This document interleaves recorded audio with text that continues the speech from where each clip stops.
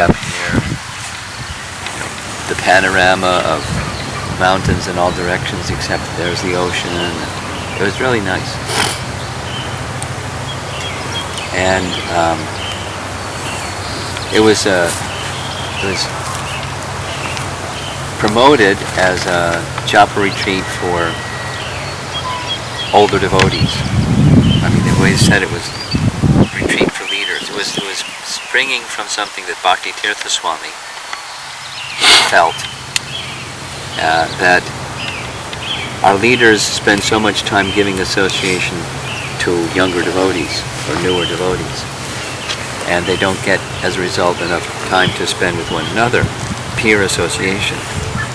So he thought it would be really nice to have different things happen where the leaders can get together and just, not have to do something, just associate.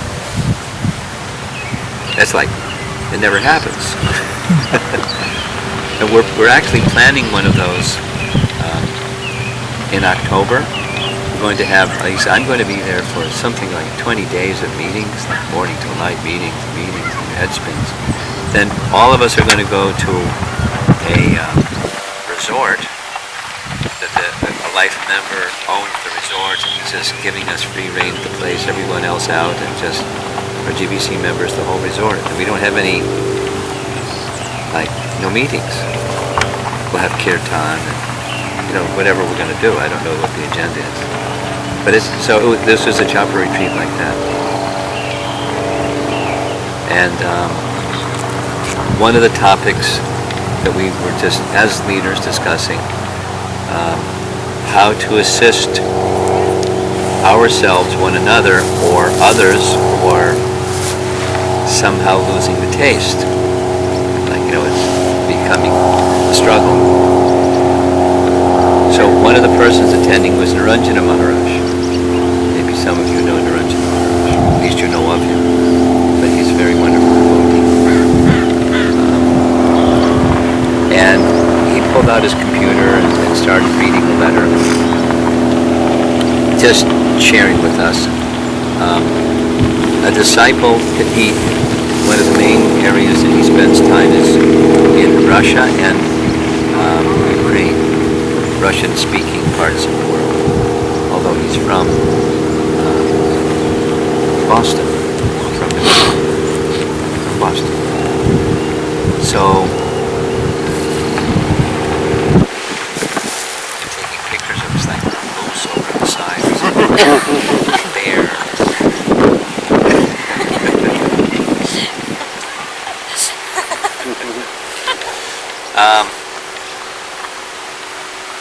So a book distributor, very enthusiastic, Sankirtan devotee, got some kind of illness. They were hospitalized, and during that period of being in the hospital, they were unable to chant at all. They're just surviving. And then they were released from the hospital, and they wrote him a letter. He just summarized that, dear Guru Maharaj, I'm back to 4 rounds now, and I'm very enthusiastic to as quickly as I can get back to my commitment of 16 rounds a day, and I so much miss chanting. And he read his reply, and it went something like this, that don't worry so much right now, because their health was still weak. Don't push yourself. Don't worry so much right now about quantity. Think of how to chant with feeling. Because if you chant with feeling, then automatically your rounds will increase. And that's the topic that we talked about. And that's part of what I wanted to speak about here.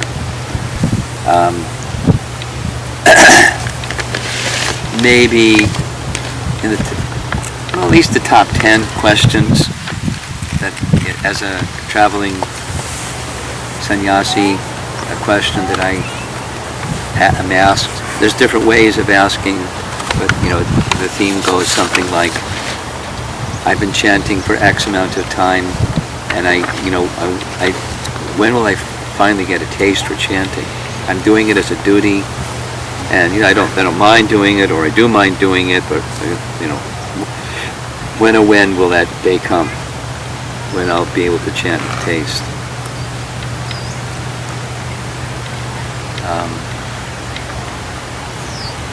Maybe you didn't catch it, but I'll repeat something that I'm pointing up at the hill where we were before. Something that Prema Trangani mentioned. She just told a little bit of the story, but the longer part of the story is Ralph Waldo Emerson, a British poet who read Bhagavad Gita.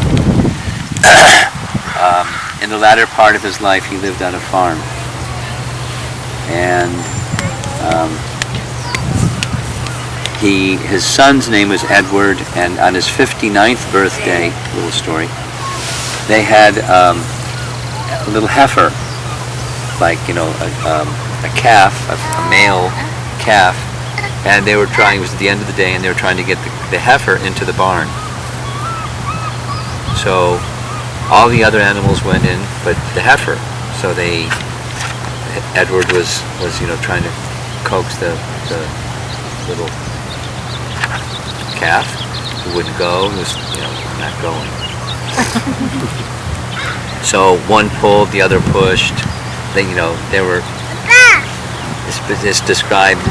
Ralph Waldo Emerson said, "I'm not a very strong person, but I'm a very determined person." So with all this determination, he tried and tried. The animal wouldn't go. So they stopped and thought, well, what are we going to do? He has to go in the barn. So they tried again. Then like double effort, second time, the animal would move. And an Irish maid who was assisting at the farm came along and just with a knowing smile saw what they were doing and held her finger up like this, went in front of the calf and placed the finger in the mouth of the calf and just gently pulled, and the calf followed into the barn. So what's the lesson? The calf is like our belligerent mind that doesn't want to go to Krishna. Even we're chanting. And there's no taste for chanting. I see some of you nodding. Yes, Mara, we know that one. We have some faith, but it's not happening at the heart level, and so we're doing, but it's not with taste.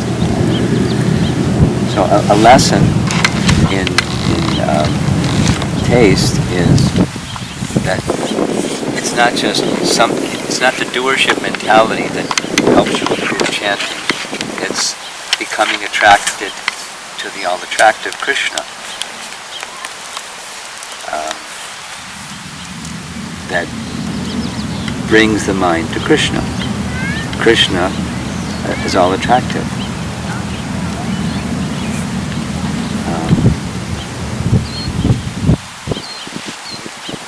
Same Seattle area Japa retreat, maybe 2 or 3 times ago. If you remember, I warned you, don't have a big breakfast. So I didn't. One of the times I learned why to not have a big breakfast was I had a big breakfast. One of those retreats. I got up early. It was very enthusiastic. Lots of nice chanting, and then breakfast, and then it was crash. And my mind was mush, and I couldn't concentrate, and I was really, feeling heavy and uncomfortable, bodily uncomfortable. So where I was seated, right to my right side, there was one of these mantra signs.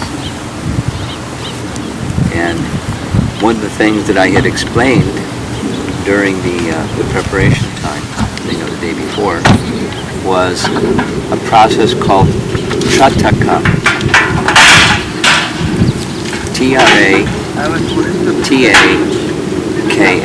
Trataka. Trataka. Trataka is a process of seeing with your eyes the mantra while you're chanting the mantra. And so, Hare Krishna, Krishna Krishna, Hare Hare, Hare Rama, Rama Rama, Hare Hare, Hare Krishna. So It's a standard practice that isn't new. It's been around for a long time.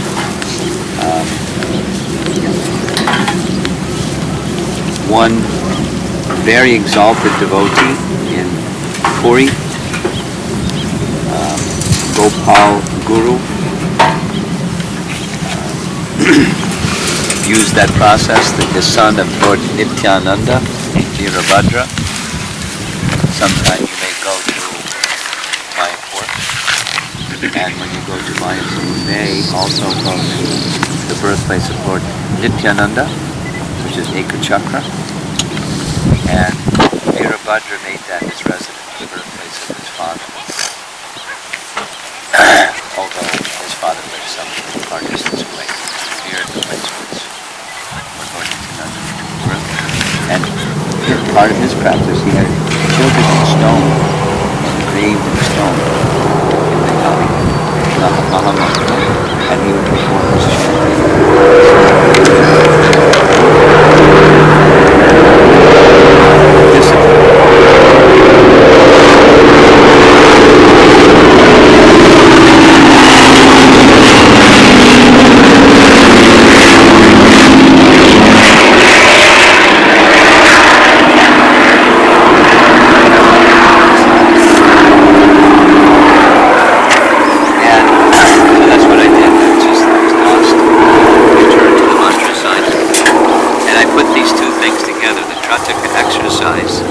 But also in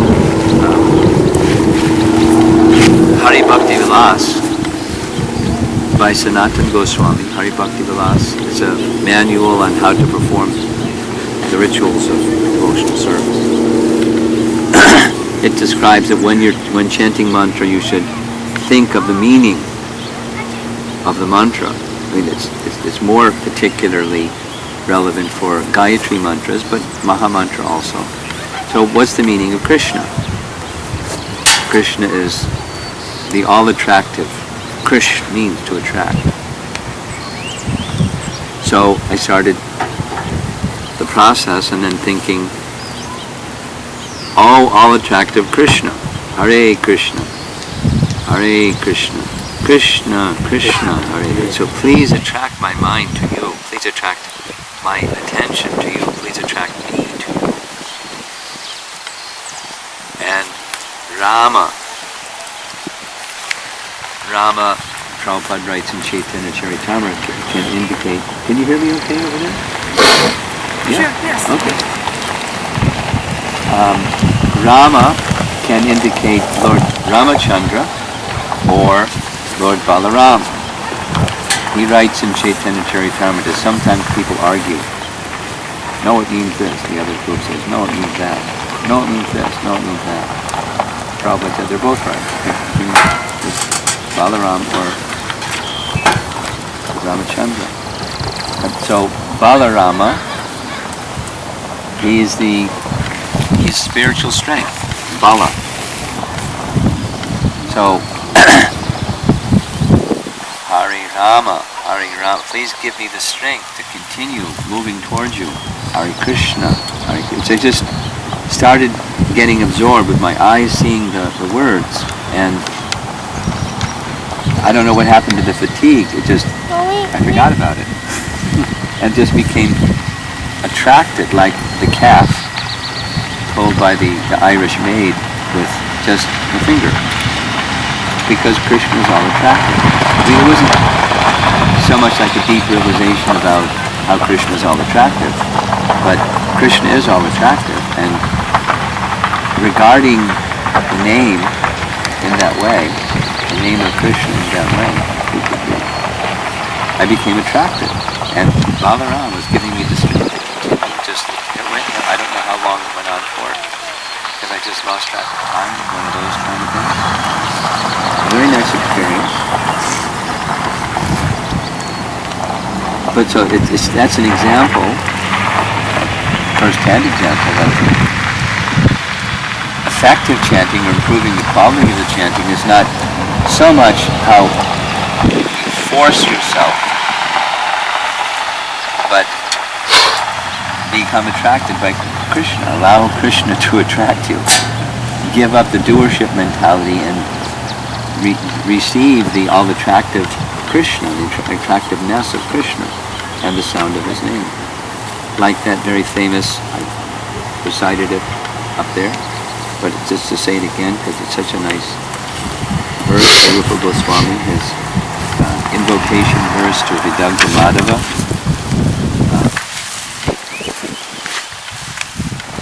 I do not know how much nectar the two syllables Krishna have produced. Well, there's three things. At the tongue, when chanting Krishna's name, Krishna is dancing on my tongue, and thus I desire many mouths so I can chant Krishna's name, like an eagerness to vibrate the name. So you can try that when you're chanting.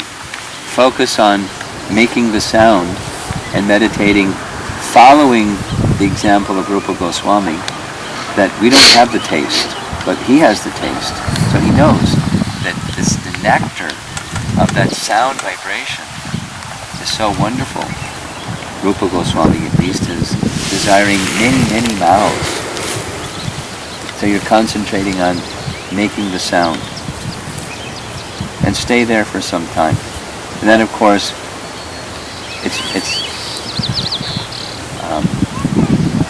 from making the sound, then you're also hearing the sound.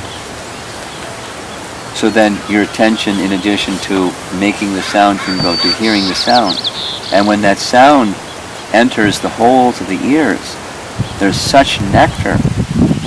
I desire to have millions and millions of ears. That would look fun. But it's subjective feeling, desiring to hear that sound vibration, millions and millions of ears. And then the sound enters the chamber of the heart. And when the holy name dances in the courtyard of the heart, it conquers the activities of the mind, and the senses become inert. That's Rupa Goswami verse. That's taste. Starting with the tongue, then the ear, and then the heart. And so the senses become captured. When the tongue becomes captured, the other senses can become comforted. And when the senses become comforted, then the mind becomes upon Krishna. And when the mind becomes fixed upon Krishna, then it's inert. It's like a state of trance, fixed. So we're not there. We're often struggling, or kind of, somewhere between no place and some place, where we want to be where we are. That's so improving the quality of our chanting is going beyond that present stage. And one of the ways to develop taste for chanting is to associate with those that have that quality. And one can associate with such persons, even their previous acharyas. I give a couple of examples. Somebody that, in the course of my travels, I met a South Indian couple. Won't give their name because it's not important. But they, like many people that are from India, after their education, they grew up in a nice religious family, Sri Vaishnava family, did their education, kind of forgot things, got married, continued to forget things, came to America, got a job, continued to forget things, met devotees, and they started to think about their spiritual practices again. It's a very common phenomenon. So from a different tradition, they appreciated what the devotees do. So the wife was at home taking care of her son, and then the son went to school, so she started reading Namamrita, Prabhupada's Namamrita. She read it cover to cover. And then I saw them at a retreat, and it was in Pennsylvania, Gita-Nagari Farm. And she said, since I just finished, I want to share something with you. I just finished reading Namamrita, and from the time I was a little girl, I had 3 questions. She didn't even tell me what they were. I had 3 questions. And I used to ask all the priests and saintly people and anybody, and I never got answers that satisfied me. But the very day that I read the last page of Namamrita, that night I had a dream. In the dream, Prabhupada came. And he was walking with his cane, and he stopped right in front of me. And he recited what the 3 questions were, and he gave answers to the 3 questions. And then he smiled, and he turned it and walked away. I had never met Prabhupada, I just read Namamrita. But Namamrita is such a book that if you haven't read it, please consider. And if your children are old enough to read, nice composition, have them read it, and they will feel very close to Prabhupada. You feel that you have associated with him.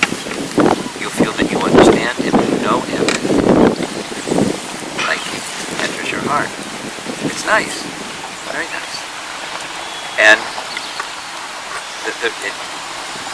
etc. Read the writings of Bhaktivinoda Thakur. Read the writings of Bhaktisiddhanta, or read the writings of just like that very nice presentation that Srimad Ramakrishna gave of some prayers by Haridas Thakur. The author, a little bit about Vrindavan Das Thakur. He's the author. And Vrindavan Das Thakur was the son of Narayani. And Narayani was the niece of Srivas, in our Panchatattva. Jai Shri Krishna Chaitanya Prabhu Nityananda, Shri Advaita Gadadhar Srivas. So she was the niece of Srivas. Srivas was one of 4 brothers. He was the older brother, so his name comes first, the older brother. But Srivas, Sripati, Srinidhi, and Sri Ram were the 4 brothers. But I've never found which of the other 3 brothers was the father. But it only speaks of Narayani as the niece of Srivas. So the daughter of one of his brothers. And when she was just a small girl, just a few years old, Lord Chaitanya, to teach Srivas that he would give protection to the Vaishnavas in Navadvip, because there was some rumor, this kirtan at Srivas's place, the king is sending a boatload of soldiers to come here and destroy the whole of Navadvip. We should destroy Srivas's home and get rid of this kirtan before the soldiers of the king come. And Srivas was in anxiety. The whole rest because so Lord Chaitanya came to give courage, fearlessness to him. He said, anyway, so it's in Chaitanya Bhagavat, but he said that I will go to the palace of the king, and I will challenge the king. I challenge you. All you bring the best of your religious leaders, whatever the names they have, mullahs, this ones and that ones, that bring them all together, and you have them induce one person to call the holy name of the Lord in ecstasy, and they will not be able to do it. And I'll challenge the king. I'll go to the forest, and I'll bring wild tigers and elephants and animals, and I'll bring them to your palace, and I'll induce them to chant in ecstasy Krishna's holy name. Srivas, don't doubt that I can do it. bring your niece, Narayani, little girl, Narayani, chant Krishna's name in ecstasy. And she got chanting Krishna's name in ecstasy. And Lord Chaitanya said, chant more, dance more, in ecstasy of love of God. And her tears were coming from her eyes and calling out Krishna's name. Srivas just fell at Lord Chaitanya's feet and said, I surrender. You'll be in control. Protecting the love of God. Later, continually, Narayani was the recipient of the Mahaprasad of Chaitanya Mahaprabhu. He showed special favor to Narayani. Later, Narayani, when she grew up, became married, and her husband died when she was still pregnant, so she was taken to her previous home, to Mamgachi. Those of you that have been to Navadvip or Mayapur, you know the place. Very nice place. And the home of Vrindavan Das Thakur is there. So Vrindavan Das Thakur was born there. And because he was the son of Narayani, he became filled with knowledge of intimate understanding of Lord Chaitanya and Lord Chaitanya's pastimes since he was little. Not just heard stories, but ecstatic expressions of love of God from the intimate associates of Lord Chaitanya. And that same Vrindavan Das became later the biographer of Lord Chaitanya's life. When Lord Chaitanya left, he was of such an age that it was impossible for him to write, and so he wrote a book, biography, that's what we now call Chaitanya Bhagavat, but he named it Chaitanya Mangala. But all the Vaishnavas said, no, it should be Chaitanya Bhagavat, because you're the Vyas of Chaitanya Mahaprabhu's pastimes, and Vyas wrote the pastimes of Krishna, Bhagavat Purana, so your book should be Chaitanya Bhagavat. So we can associate with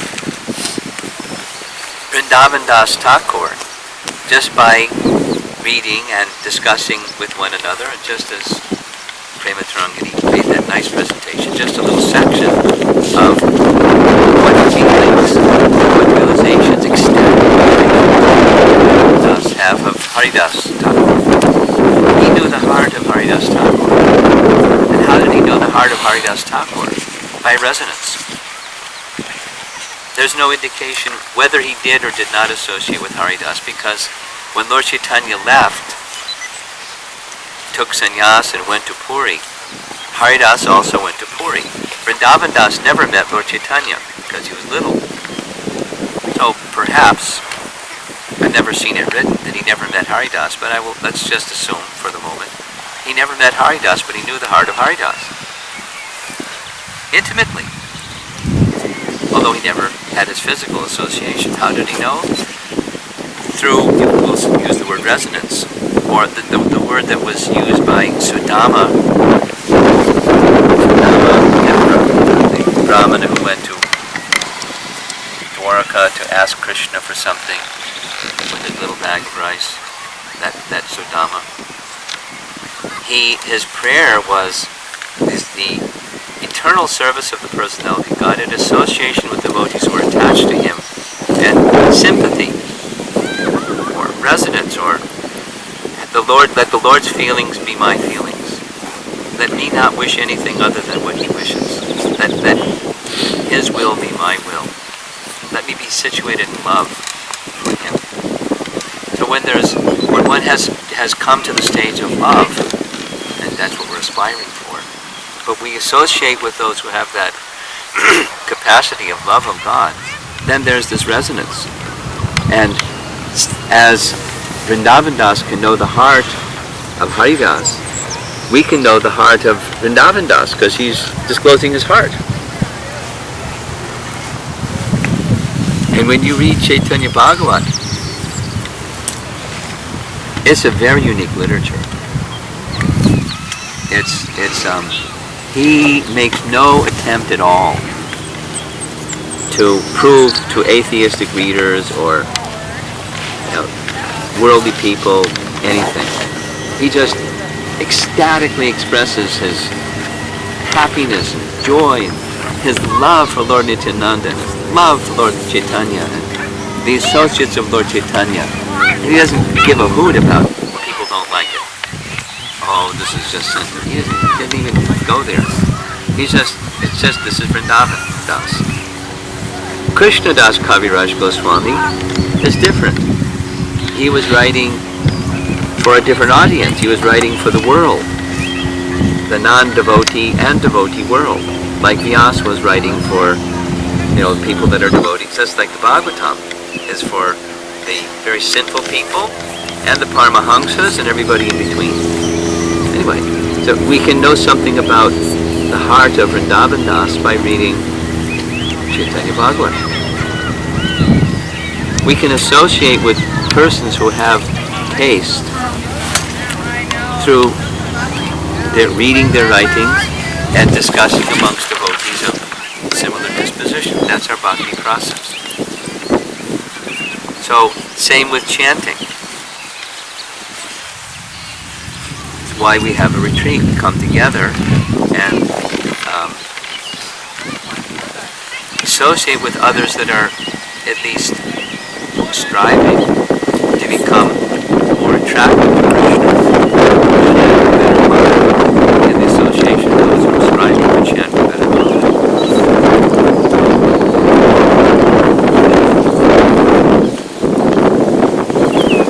And if we continue to do like that, and then so this is the take-home part.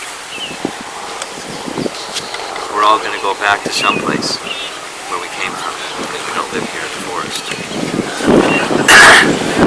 And what do you take back with you? You can take back with you some memories. You'll like your little photo file. Go, oh, I remember that experience and that experience. And that was nice.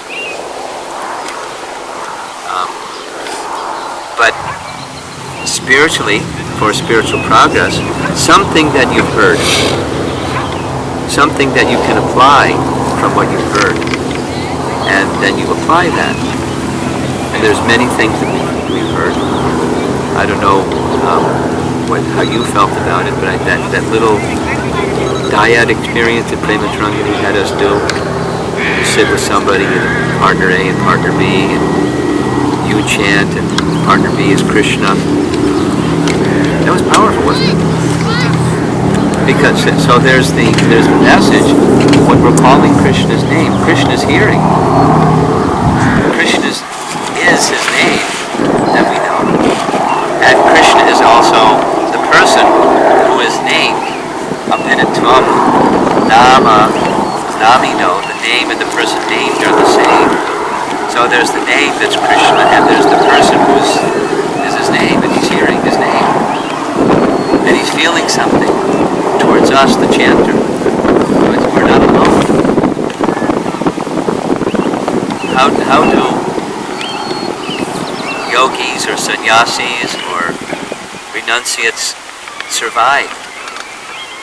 They're never alone, although they look like they're alone. Like Prabhupada wrote in his diary, or he said both at times. When he came to America, he came alone. They said, I never felt I was alone. I was always accompanied by my Guru Maharaj, the form of his instruction. He was protected or in the presence of his spiritual master by his instruction. So we can associate with advanced souls in that way. So a couple other little examples. One is Lord Chaitanya. We can associate with Lord Chaitanya directly through his teachings. So we know the teachings of Lord Chaitanya. I mentioned this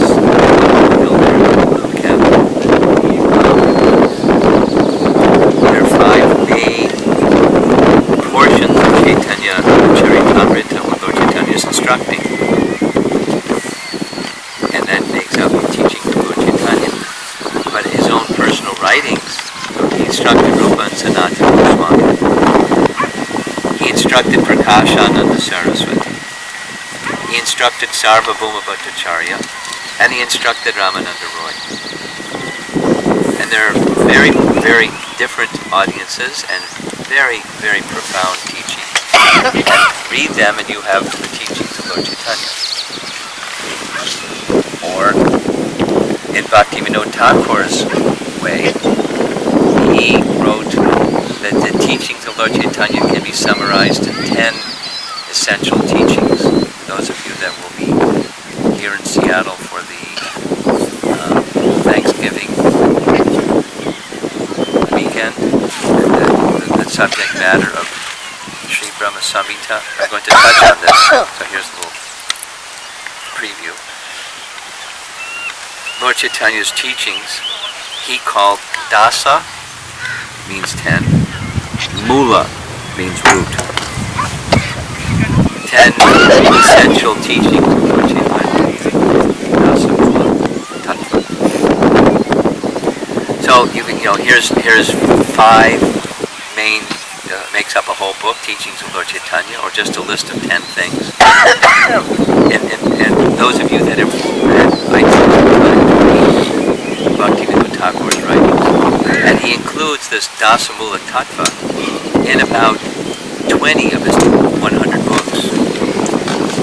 It was a theme, again and again and again, for Bhaktivinoda Thakur, the teachings of Lord Chaitanya, because the teachings of Lord Chaitanya are to take us to love of Krishna as found in Vrindavan.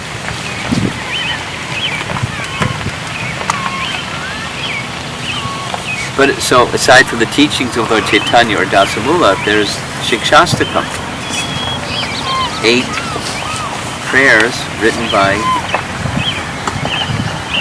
Chaitanya Mahaprabhu that's describing how to chant the holy name. So if you want to know how to chant the holy name, study, enter into the mystery of Shikshastakam. It's a map how to get to from nothing to love of God through the holy name. And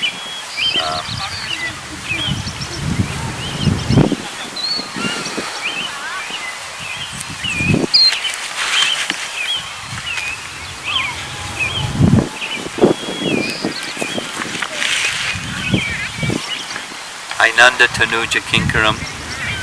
Anybody know the verse? Say it loud enough so the birds over there can hear you. Ainanda Tanuja Kinkaram Paditam Vishane Bhavambuno Kripaya Tavapada Pankajam Sthitavini Sadisham Vichintaya. So there are different translations of that. This is Lord Chaitanya expressing his ecstatic mood of separation from Krishna, love for Krishna in the mood of separation from Krishna. Ainanda Tanuja Kinkaram, I'm your servant, your Kinkaram. So Dravida, any of you know Dravida Prabhu? Has he come here to Seattle at all? Oh, he should come to Seattle. He's an editor. He's a brahmachari, disciple of Prabhupada. Too busy editing to take time out to take sannyas. He's just, absorbed in editing Prabhupada's books. Whenever we receive Vyasa Puja, he's the editor of the Vyasa Puja offerings. But one of the things about Dravida, if you know him, when you know him personally, he has this impeccable sadhana. So he's up really early in the morning, and his rounds are chanted before Mangalarti, and then from Mangalarti, after Mangalarti until deity greeting, temple schedule, he does this sadhana where he poeticizes. He sits with the tambura, and sings and sings and sings and sings versus he has a memory that is better than a computer, of verses and verses and different melodies and then rendering translations of them. He's a wonderful devotee. We were once in Navadvip doing the Navadvip Parikrama. Those of you that have been on that, the first day you start at the temple, and the first place you go to is the birthplace of Lord Chaitanya, then Srivas Thakur's place, and then the headquarters of Bhaktisiddhanta, and you end up at night at the Jagannath Mandir. So we all took rest somewhere near the Jagannath Mandir. And the next place, early in the morning, so the sun is not fully up yet, we go walking down this dew-laden path. It's because it's cold at night, so everything is wet. And you come to one of the tributaries of the Ganges, and you have to cross the tributary with a boat. So I had two boats. And one of them, when crossing the river, sank. And everybody in the boat got wet. And then they had to take this 1,000 people back and forth in one boat. So it took a long time. So I was in the boat that didn't sink. And we're on the other side, and here's Prahladananda Swami. He sometimes comes to this area, right? At least at Portland. Anyway. So he has memorized Krishna book. You just pick a chapter, press the button, and he'll recite Krishna book. Dravida has memorized the Sanskrit from those chapters.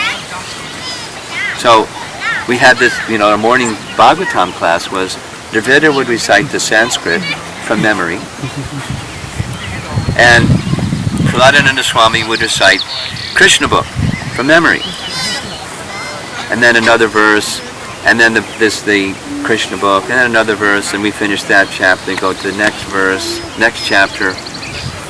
I mean, anybody who has a memory like that? Dravid is one, and Prahladananda Swami is another. They're amazing devotees. Born in America, Kali Yuga, everything is deteriorated. By the association of Prabhupada, they have this very special gift. And so here's Ainanda Tanuja Kinkaram poeticized by Dravida. It's poetry. Your servant for eternity, I lost my true identity and fell into this horrid sea of birth and death, O Lord. O Nanda's son, please hear my plea. By your sweet grace, consider me a speck of dust upon your lotus feet forevermore. But he sings it. And those of you that live near Chicago, at Christmas time he comes, and he has a whole temple of singing. He puts it on the screen, and he's up there like cheerleader, and everyone's singing the poeticized stanzas of the drum is playing, and they're clapping, and the cymbals, and just enter into the joy of Shikshastakam poeticized. It's really, it carries you. He's very gifted. Here's another translation, and this I'll read it slowly. It's like a dramatic reading of obviously it's not a literal translation, but it's the mood, it's the bhava or the feeling of what Lord Chaitanya is expressing. O son of Nanda Krishna, king of the country of love, I appeal for your affection. I am your servant. I feel deep within myself that I have some connection with you. I am subordinate to you, but somehow I am now in adverse circumstances. There are so many enemies within me trying to take me away from you. Therefore, I cannot give my full attention to you and your name. At the same time, I feel from the deepest place in my heart that you are my master. You are all and everything to me. My heart will never be satisfied without your companionship. So I appeal to you. I am under unfavorable circumstances. I am suffering. And without your grace, I do not find any relief from my present imprisoned condition. Pretty powerful, huh?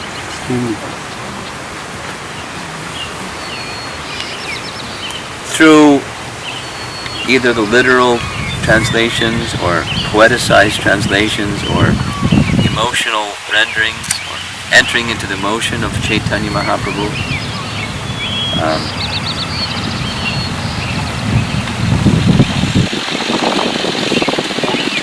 the feelings of Lord Chaitanya Mahaprabhu can become, by that association, become our feelings. There was a time, just as an example of this, there was a time when they didn't have TSA, Transport Security, whatever they call them, because of terrorism. So it used to be that when somebody was leaving or somebody was arriving, you could go right to the gate. And when Prabhupada was leaving, there would be hundreds of cars.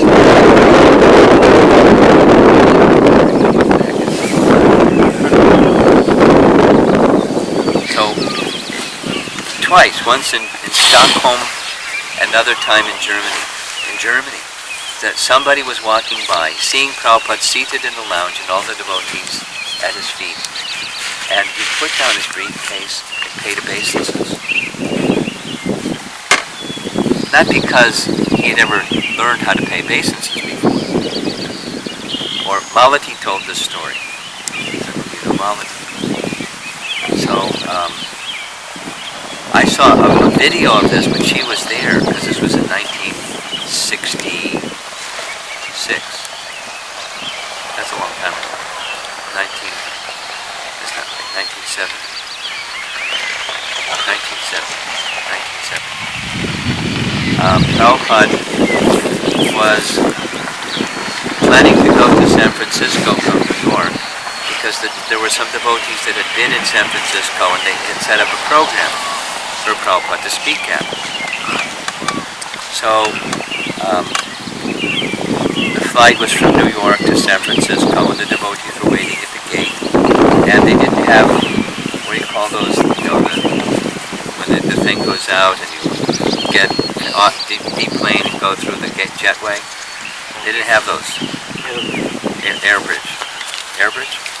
They didn't have those. So you get off the plane, like in India, you get off the plane, go down the steps, walk to the terminal, and come up some stairs. That was the situation in 1970. So the devotees were having kirtan in the terminal, looking out the window, watching people come off the plane, and Prabhupada didn't come off the plane. So they didn't know what happened. They didn't have cell phones or send a text message either. They were pretty sure Prabhupada got on the plane. So they waited and waited, and I saw the video of it where you couldn't see because it was, you know, the stairway was going up. It was kind of like a wall.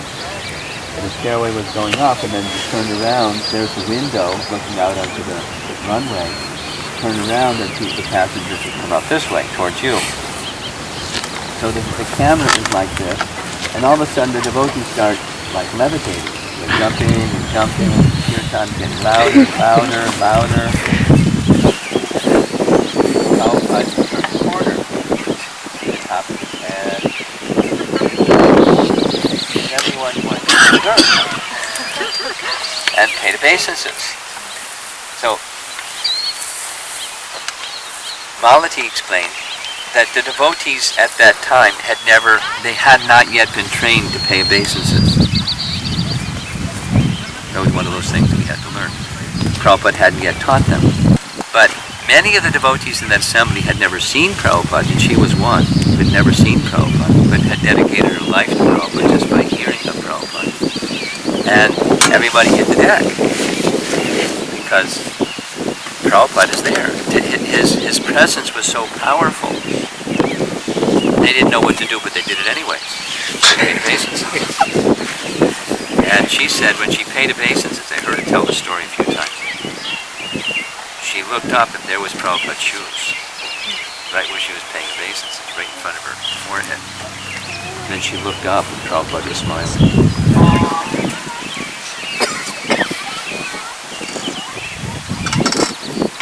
By resonance, by this word of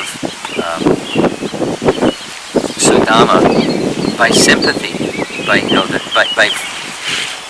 being in the presence of the association of a qualified person, helps one develop the qualities of that qualified person. Sangat sanjayate kama. We develop the qualities like those with whom we associate, and one can associate by reading the Namamrita, or you can associate by reading Chaitanya Bhagavat, or Chaitanya Charitamrita, or Srimad Bhagavatam. We can access these great personalities through sound vibration and enter into the mood of these wonderful personalities, and that way develop taste. So one last thing.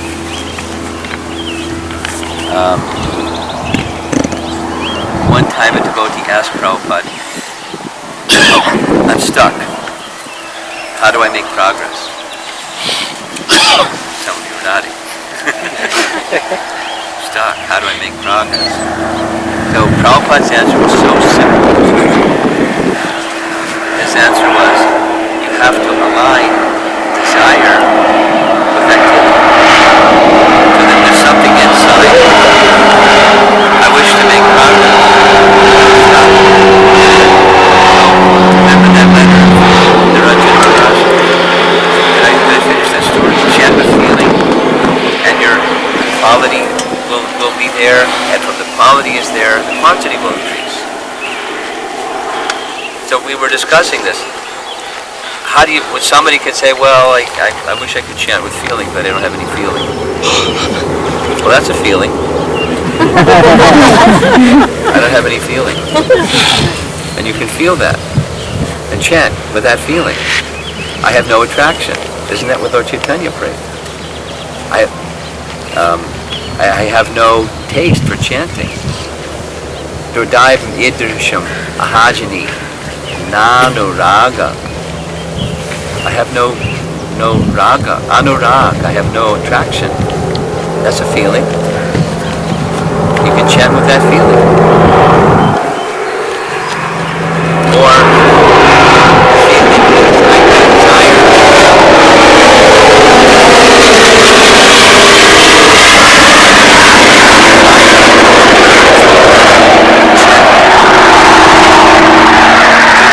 That's a nice feeling.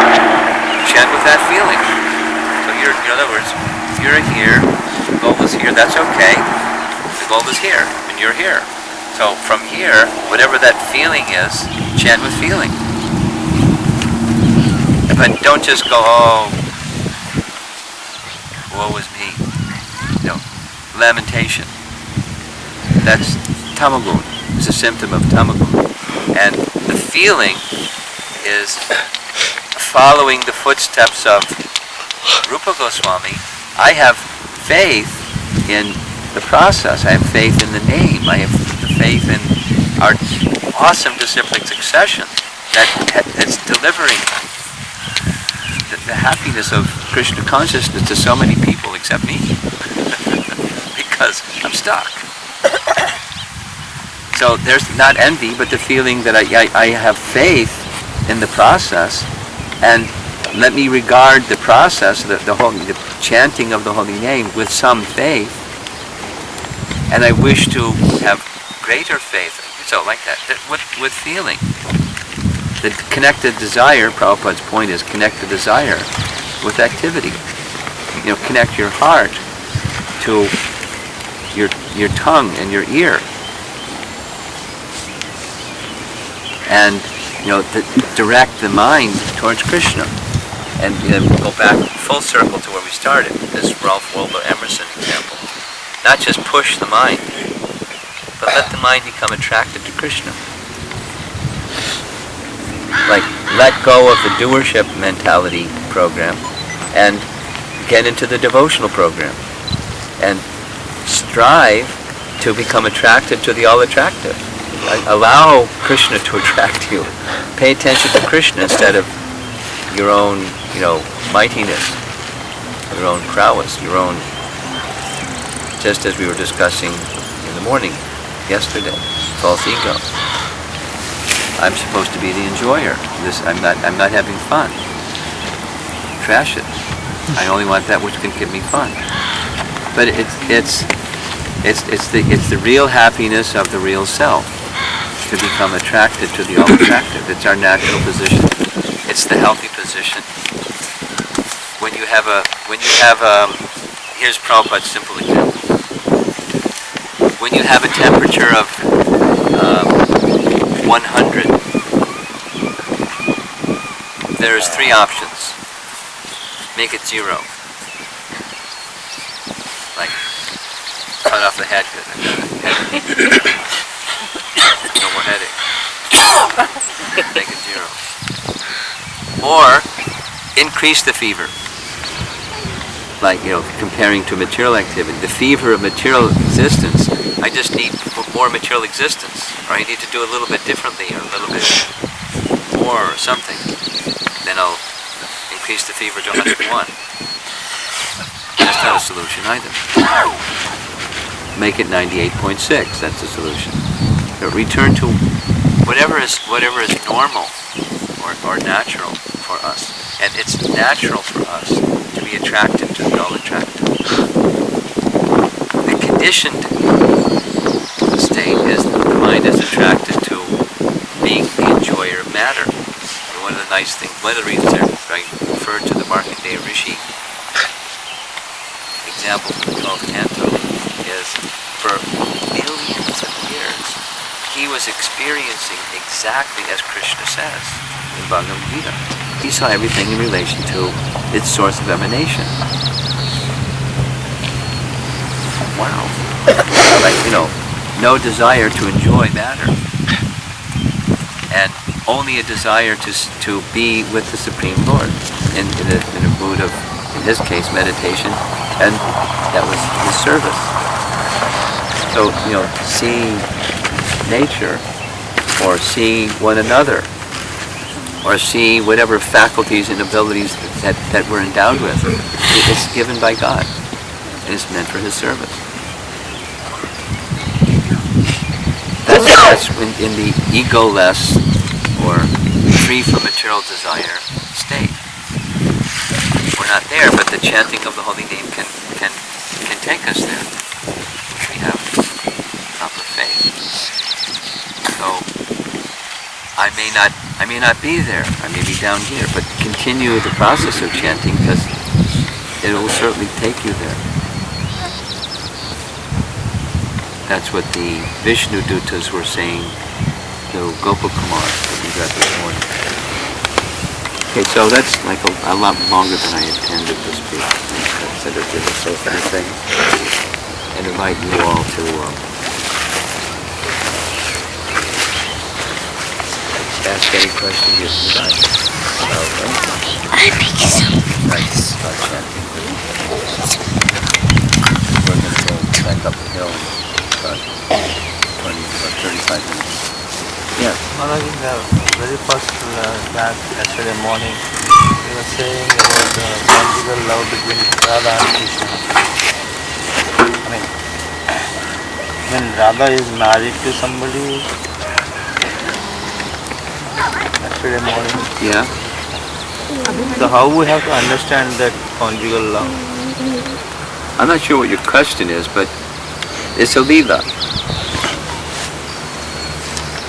Krishna and Radha, according to Chaitanya Charitamrita, they're one entity in 2 forms, like the sun and the sunshine. Radha is the energy, and Krishna is the energetic. It's one entity in 2 forms. Now Krishna descends and performs a leela, many leelas. And one of those many leelas is what you're referring to.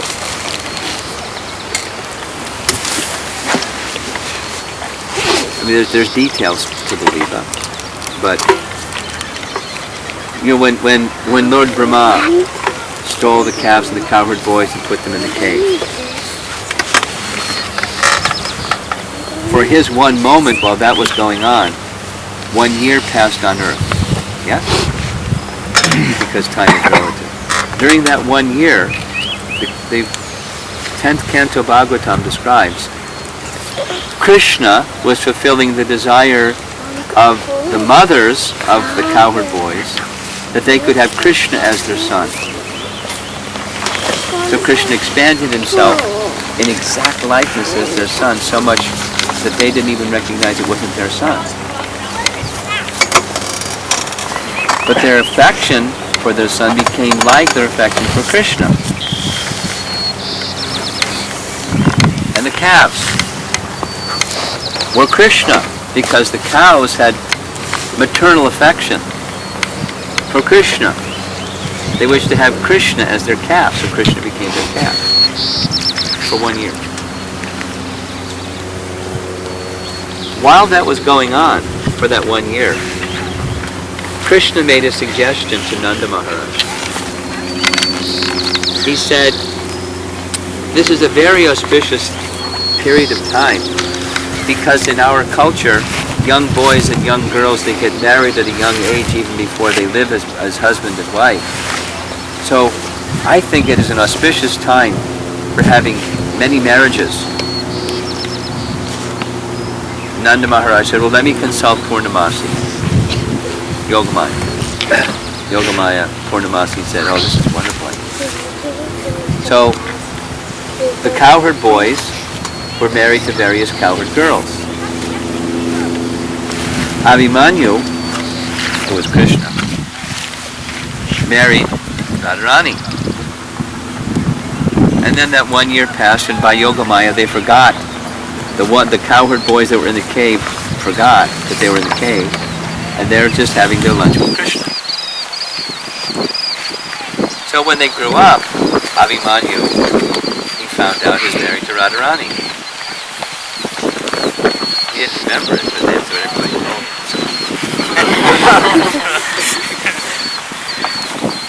The so-called husband. Okay? Our acharyas say it over and over again in different ways.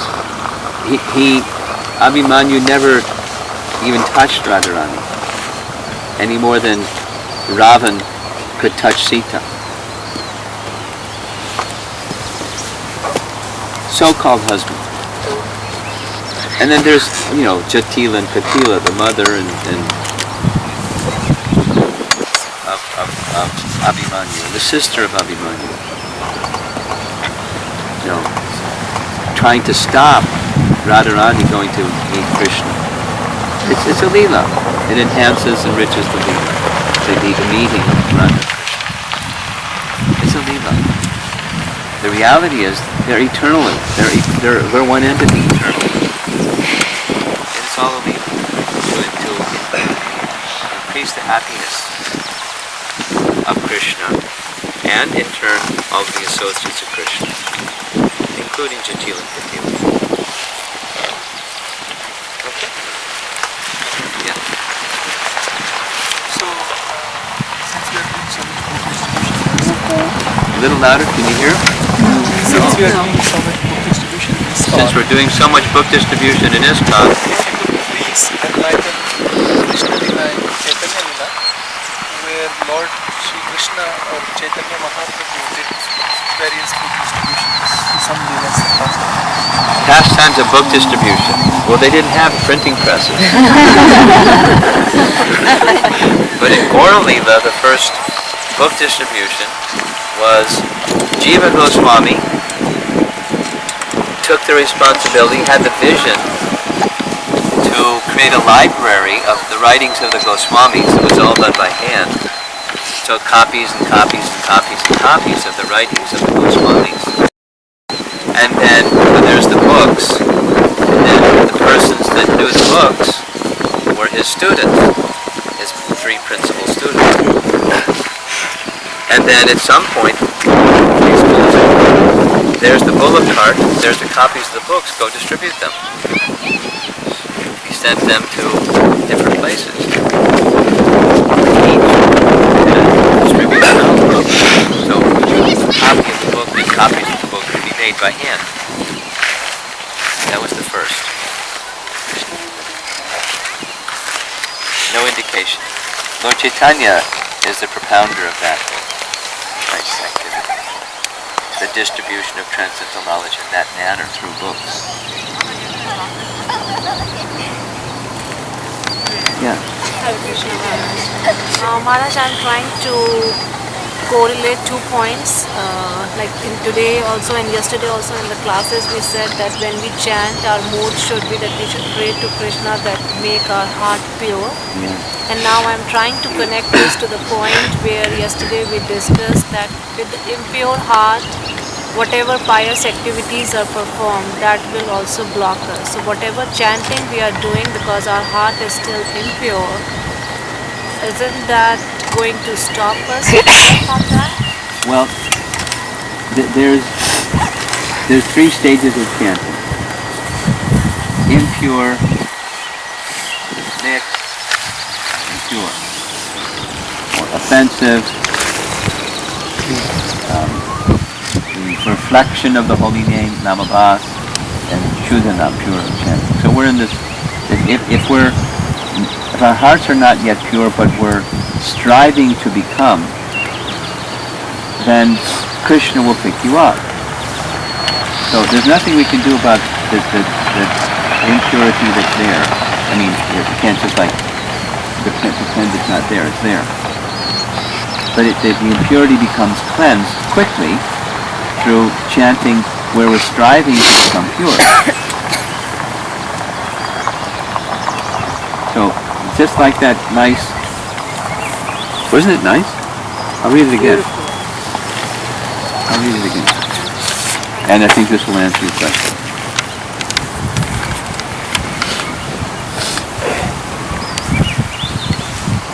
O son of Nanda, Krishna, King of the country of love, I appeal for your affection. Enter into this mood, the covering, the contamination, the impurity, compassionately will be very quickly removed. I feel deep within myself that I have some connection with you.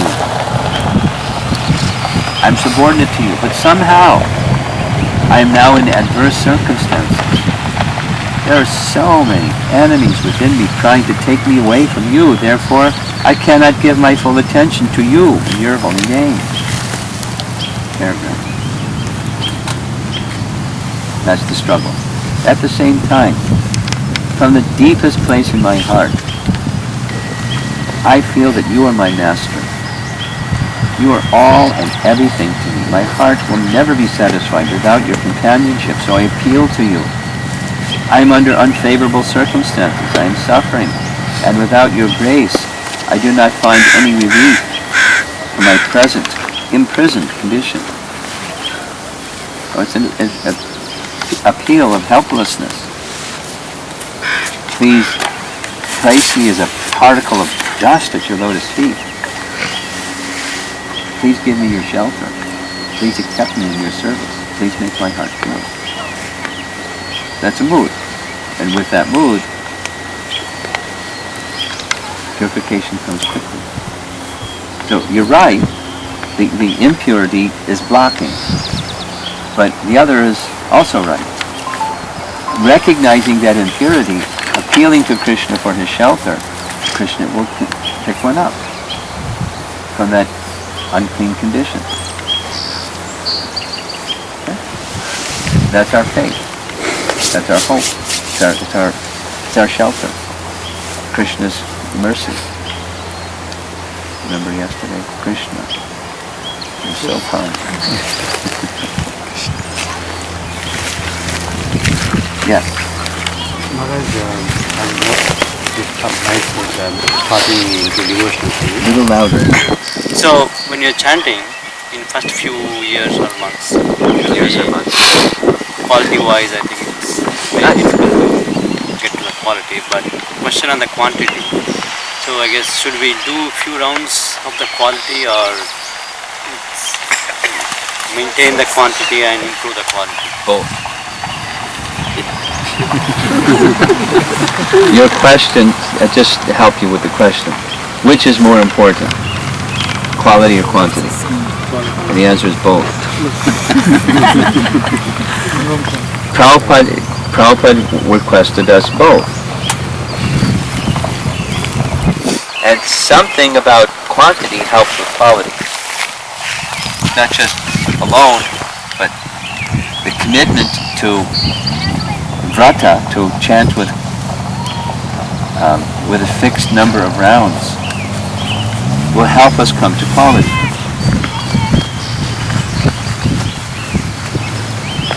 There's a